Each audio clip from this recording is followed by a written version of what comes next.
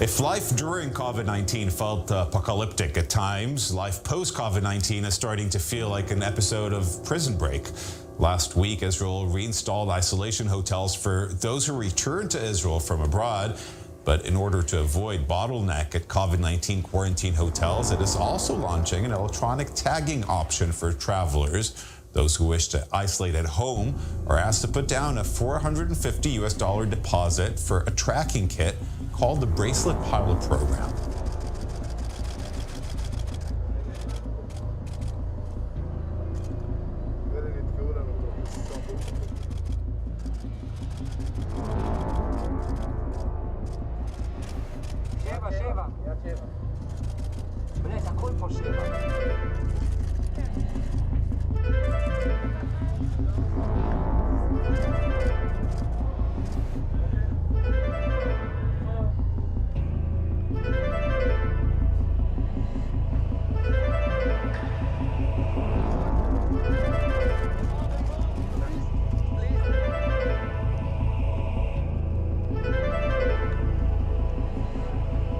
This is an Omega Watchman Media Group production. Due to the mature nature of this content, language, and depth, viewer discretion is advised. Is going strong, with 3.2 million people already vaccinated with the second shot. But a real concern for health officials are the various mutations that might compromise the effectiveness of the campaign. In efforts to prevent the entry of new variants into the country, Israel is set to start a new program. People entering Israel will carry an electronic bracelet to ensure they stick by the strict quarantine rules. An Israeli manufacturer will provide 100 units for the pilot. The system doesn't spy on you, with the exception of one thing, making sure you are in quarantine. According to the Israeli government's plan, upon arrival, every traveler will be tested for coronavirus. If the test comes back negative, they have the option to isolate in a coronavirus hotel or at home, but only if they agree to wear the electronic bracelet. In Hong Kong and New Zealand, the bracelet program is already underway. I have a bracelet on me. As you can see here, it's marked with GPS, so they know all the time where I am. A few times a day, I need to scan it with my phone. For now, only 2,000 people can enter Israel under special circumstances. The COVID-19 hotel is an expensive and ineffective solution. According to the Ministry of Health, only 30% of people entering Israel were evacuated to the designated hotels. Some applied pressure to be released to their homes. Others presented fake approvals. Israel's Constitution Committee extended the isolation in COVID hotels until Tuesday. By then, they hope, the government will legislate the electronic bracelets, taking another step to ensure the public's health. If life during COVID-19 felt apocalyptic at times, life post-COVID-19 is starting to feel like an episode of Prison Break. Last week, Israel reinstalled isolation hotels for those who returned to Israel from abroad. But in order to avoid bottleneck at COVID-19 quarantine hotels, it is also launching an electronic tagging option for travelers. Those who wish to isolate at home are asked to put down a $450 deposit for a tracking kit called the Bracelet Pilot Program.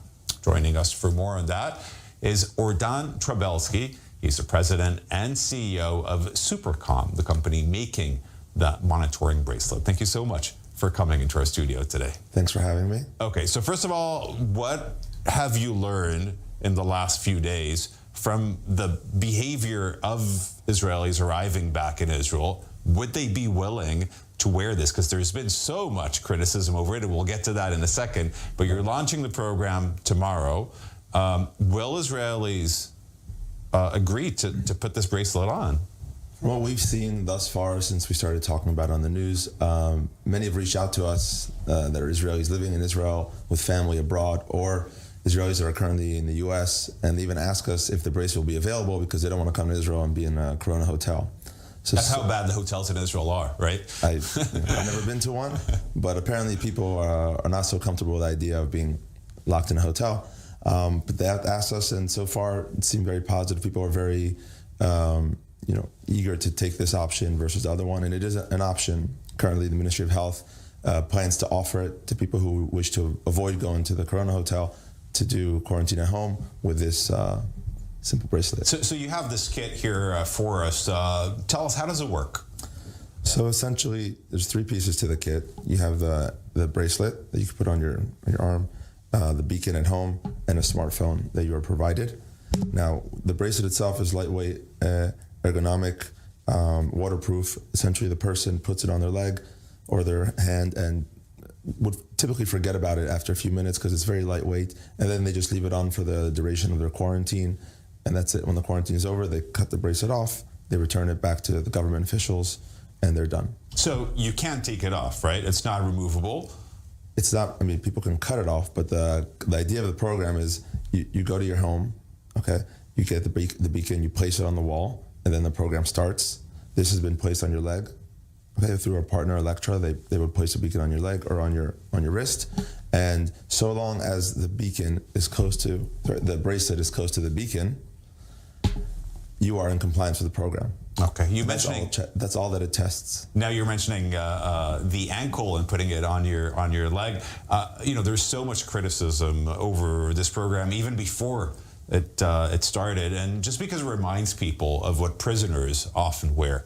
What do you say to people who voice concerns, legitimate concerns over privacy and liberties of people in a democracy? Right. It's a very good question, and we've had lots of questions of that sort. So firstly, I think it's important to remember that this is an option that people have. If they're in the Corona hotel and they can't leave the hotel, they're restricted there. There's an option to leave the hotel and have a much lighter type of monitoring for your program. Now, this doesn't take any personal information. We don't take the biometrics or even the name. It's just an ID of a bracelet that's connected to a beacon. We don't record audio, no pictures, nothing. I mean, most applications you have on your smartphone take much more information than we do. The only intent of the program is to notify if the person has been at home for quarantine for 10, 14 days as required or not. So there's really no personal information, no leakage. We think no breach of privacy. If the person wishes to leave the house, they can. If they wish to cut this off, they can. They just won't be in compliance with the program. I'm sure you've also addressed some of the potential hazards or everything that could go wrong, because we are talking about Israelis and they're very good in going around the rules. What are possible things that you've thought about that people could try and do with this technology or go around it, and what is your answer to that?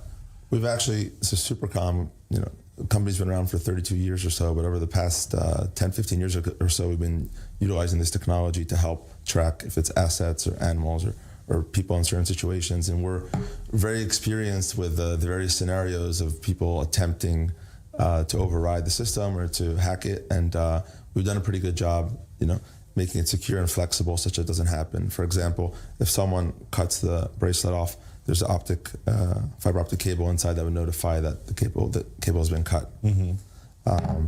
There's various other things I won't mention here, but we're pretty good. Don't give people ideas. Yeah, we're pretty good at detecting it and providing an accurate response to government officials of whether the person was in the house for 14 days or not. Okay. We're Trabelsi, thank you so much. And important to note, this is optional. Optional for people who wish to take the program. We have the technology. We think the technology can very well assist in what is happening today. And we'll see how it works, but we're happy that technology allows this opportunity for people in Israel today. Exactly right, Kalev. There is actually more than one flight already. There are a couple flights that have already landed, but it wasn't actually the first commercial flight that had its passengers being the first ones as part of the pilot program. Now, I'm going to clarify that really quickly. We're talking about Israelis that have returned, first of all, on the first commercial flight from Frankfurt. Before that flight, though, there was one of those rescue flights of Israelis that were accompanied by new immigrants from Argentina. Now, that flight is not a commercial flight, but it did have 3 different Israelis who were representing the Jewish agency who brought dozens of Argentinian Jews to Israel to immigrate to Israel. Now, most of them will be put in coronavirus hotels, but 3 of those representatives were donned with those black bracelets, and we did have a chance to speak to one of them. Let's take a listen to what she had to say. They gave me this bracelet and this phone, which I'm supposed to turn on once I get home and my quarantine begins. I'm very proud to be the first Israeli to receive that bracelet because I think that it's much better for me to be at home than be in a hotel. It wasn't hard for you to make the decision? No, there was no decision at all. That was my first choice.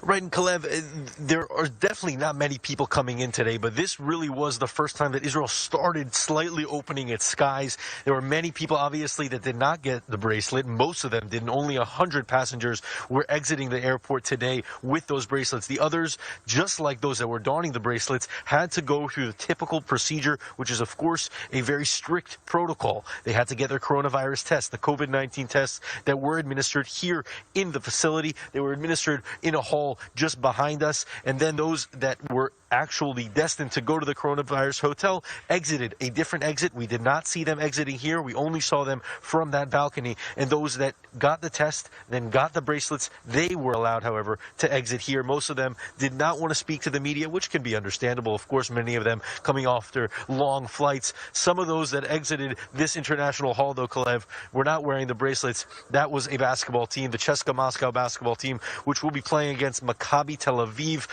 basketball team tomorrow night, and they were also administered, of course, the COVID-19 tests. Only those that were able to actually test negative, were able to exit the airport, exit through this arrival hall, where they will be brought to a closed facility, and then they'll play their basketball game, and then they'll head back to Russia. But that is, of course, one of those very controversial exceptions, it has to be said, to those that are allowed to enter Israel.